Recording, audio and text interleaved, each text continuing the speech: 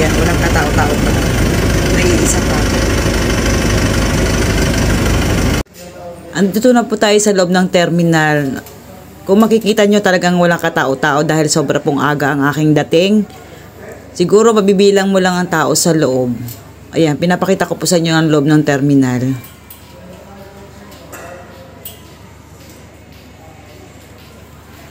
Kung gusto nyo naman bumili ng pasalubong, ayan, pwede naman dito sa loob bumili.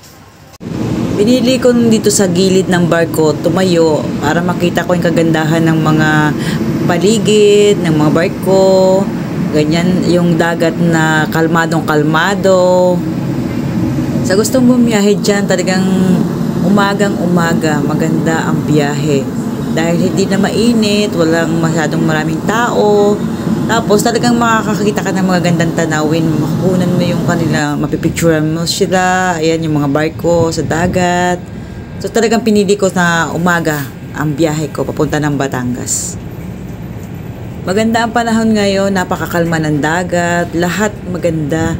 Tapos ang araw, hindi siya masyadong mainit. So talagang feeling ko napakaswerte ko ngayon ng biyahe ko ngayong araw.